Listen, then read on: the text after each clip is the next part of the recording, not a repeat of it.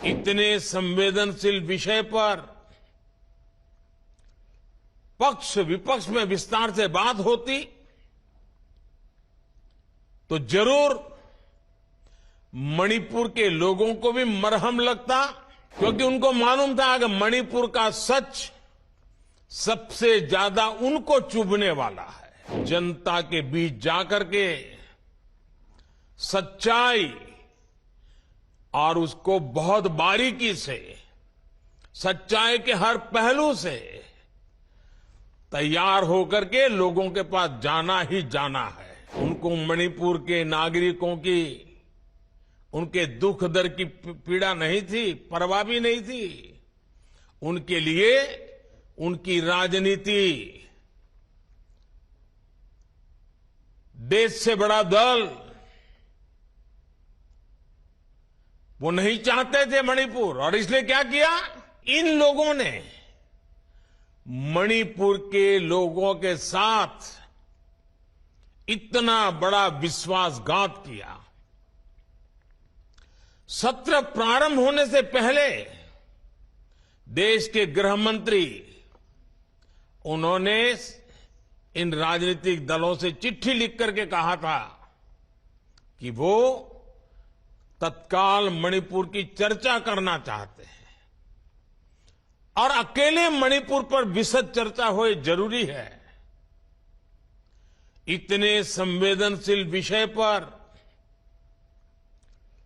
पक्ष विपक्ष में विस्तार से बात होती तो जरूर मणिपुर के लोगों को भी मरहम लगता और समस्या के समाधान के लिए नए नए कुछ रास्ते भी निकल आते। लेकिन ये लोग मणिपुर पर चर्चा नहीं चाहते थे, क्योंकि उनको मालूम था कि मणिपुर का सच सबसे ज्यादा उनको चुभने वाला है। उनको मणिपुर के नागरिकों की, उनके दुख दर्द की पीड़ा नहीं थी, परवाह भी नहीं थी। उनके लिए उनकी राजनीति, देश से बड़ा दल, वो नहीं चाहते थे मणिपुर। और इसलिए क्या किया, मणिपुर की चर्चा तो टाल दी, अविश्वास प्रस्ताव लाकर के राजनीतिक बहस को ही उन्होंने प्राथमिकता दी। राजनीतिक मुद्दों को लेकर के ही सदन का 3 दिन में विपक्ष में बैठे हुए साथी अपना स्कोर करने की कोशिश कर रहे थे।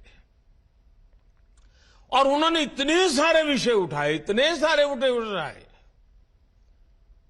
और तरह तरह के अनर्गल आरोप लगाए, सिर पैर बीने की बातें की।